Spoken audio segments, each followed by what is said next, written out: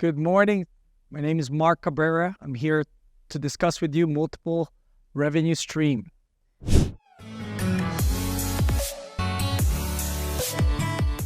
I always recommended this book, not the 7 Habits, but the How to Win Friends and Influence People, Dale Carnegie.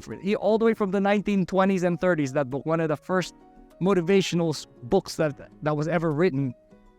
That person is actually related to Andrew Carnegie, and he interviewed all these wealthy people and found out exactly what made them successful. It's their attitude towards how they deal with people and how they influence people. And that book gave me such a big insight in terms of what I wasn't doing, the way I was programmed growing up. Believe it or not, we're all programmed a certain way.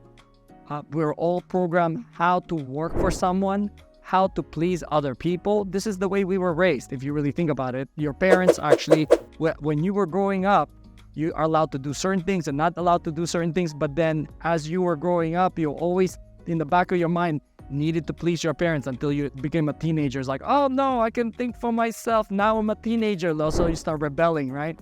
Well, that rebellion part is really what you call entrepreneurship.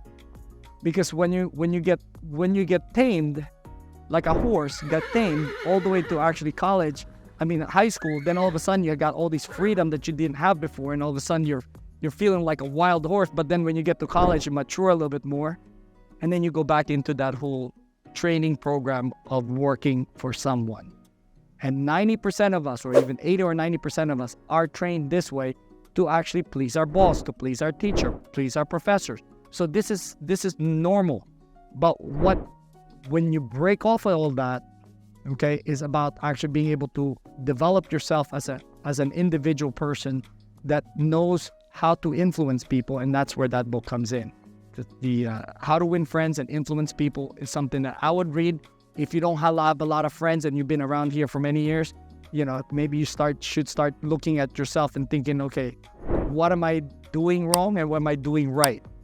Well, start with what you're doing right. And then, you can ignore in the beginning what you're doing wrong, but you're going to have a epiphany one of these days once you've read it twice or 3 times, because I have one of my mentees, actually, I had her read this thing 3 times.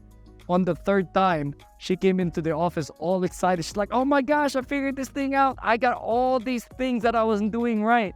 So as soon as she started implementing what she was doing wrong and actually implementing and replaced it with the things that she's doing right, business explodes. And I'm talking about business because when I met her 6 months before that, she had no clients and she was so frustrated. So I told her, I was like, well, tell you what, we're going to start our training program with you and we're going to help you actually grow your business. Let's start with this. I want you to read this book. And she's like, okay. So a week later came back. She's like, oh, I read it. Okay. I want you to read it 3 times. Huh? 3 times? Why would I read a book 3 times? I was like, well, because reading a book for the first time is usually more for entertainment purposes, okay? And every time you read a book, you probably pick up 10% of what's in that book. Not until you read it the 2nd time or the 3rd time or the 4th time. I actually read a book, believe it or not, 15 times, to the point that I know everything about that book. And the reason why is because it applies to my business, right? So even on that book, that How to Win Friends and Influence People, that book is so critical to how I speak today. It became part of me in terms of how I'm able to communicate, that I get so many things for free. And even my wife is amazed, like, how do you get these things for free? I'm like, I don't expect it. They just give. So what do you want me to do? But in that end though, one of the key elements that you'll walk away from that is when you're giving out bad news to somebody, right? Or you're trying to tell them that they did something wrong. Approach it every time. The approach that you need to take is, what if I was on that person's shoes? How would I receive that message? So then what that book teaches you is to humanize the message, which means to make it softer so then they will understand the message without shooting the message. So you being the messenger of whatever message you're trying to put out, you want to make sure that you retain that relationship with that person, even though there's a disconnect, that you want to just tell somebody they're wrong, right? But it's not about what's right and what's wrong. It's about how you deliver the message that makes it effective. if you're planning on delivering a message that does not become effective, don't bother delivering it. That's one of the things you will learn in that book. If you think that you're right and the other person's wrong, but if you're gonna deliver it in such a way that that person's gonna get offended and they won't listen to you anyway, don't bother. Why would you do such a thing to deliver a message that the message is not gonna be received? Well, because you can only receive message from someone if that person, number one, you have respect for. Number two, the person is delivering it in such a way that you don't get insulted and your defense mechanism pops up like a big brick wall that you cannot actually penetrate through. So you gotta be able to get around that. And the way to get around that is really to be able to kind of work your way through being able to point out good things about the person. So you kind of put the nice lining on the top, and then you break it down on the things that they're not doing right. And then you finish it off with a nice ending that why they should actually make those improvements and why it would be good for them. See, sometimes I have one agent that came up to me actually last week. We do a weekly meeting. I do weekly one-on-ones with my mentees. And one of my mentees came up to me and is like, well, I'm going to tell my client that I'm not making enough money if they're not going to use me as their listing agent on the other properties. I'm like, okay, well, that's an approach. But if you notice, yeah, that's an approach. So acknowledging that, oh yeah, okay, I heard what you had to say. That's an approach. But let me tell you, there could be a better approach to this. And then she's like, what's the better approach? You see, I could have said, no, you're wrong. You shouldn't do that, right? That's how we were taught growing up. And like immediately your mom says, no, don't do that. Oh, no, don't do that. And they don't tell you the reason why, right? That's how we were raised. Now, turning it around and actually understanding, okay, you could do that. So I acknowledge, I hear you. I'm listening to it and I'm hearing you. I can hear your frustration.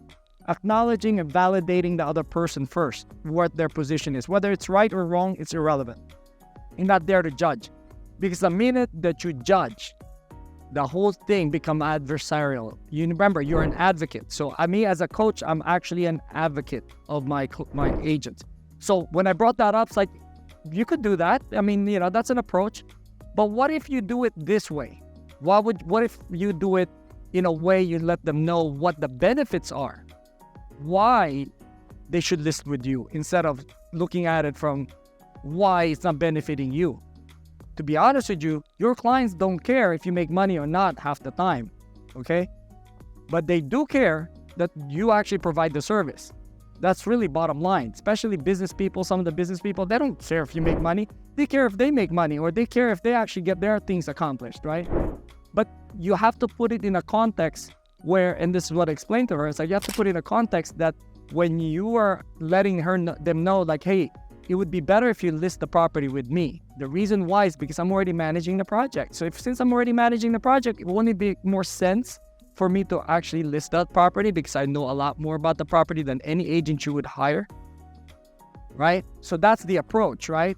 It'll be beneficial to you for me to list that property because I'm already in that property. I'm already in the project. I know what's going on the project. So therefore, it's a good thing for me to actually pursue to be able to list that property. So the approach is different. So that's what that book is all about. And the reason why I'm mentioning this to you is because it's the importance of understanding that personal development has to be part of your growth. So going into this multiple level, multiple stream business revenue stream that we're looking at, you have to have a way for you to be able to understand that your basic part of your business, which is the main source of your business, that if you're not selling any houses right now, you start with the people you know, right?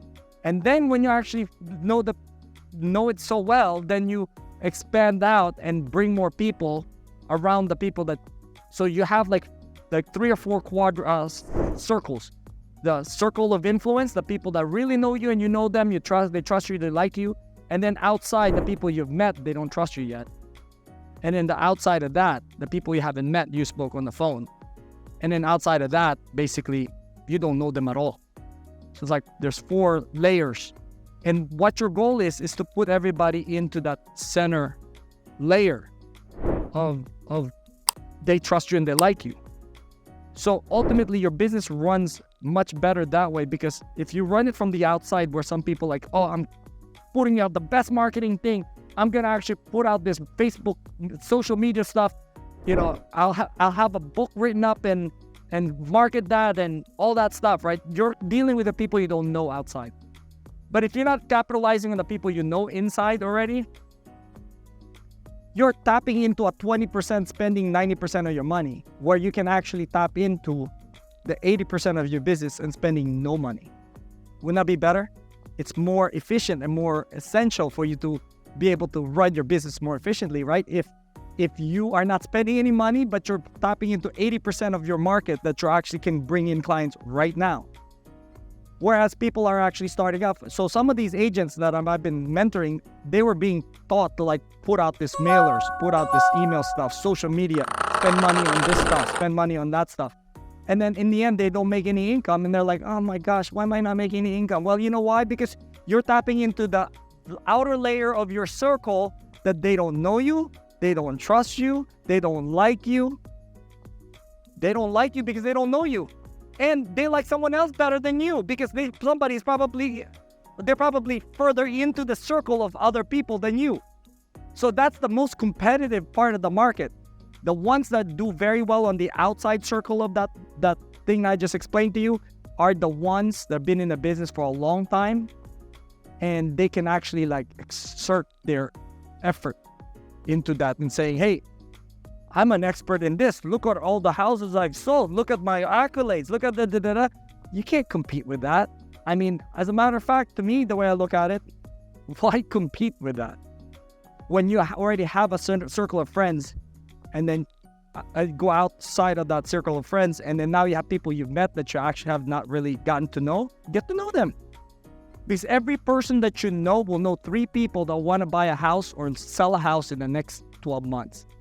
So imagine if you have 536 people like me. I took a year off this year, actually. I barely did any marketing. I was just getting leads every week. Once or twice a week, I was getting leads and I was closing transactions. So I'm closing transactions without having any efforts because I was focusing on what I want to do, which is basically motivational speaking. That's one of the things I'm doing. I even hired a coach for that. But I wanted to also do basically training and development. So this is what I've been my focus for the past year. But then at the same time, I'm getting clients every week because all these things that I've done the past 20 years is still paying dividends.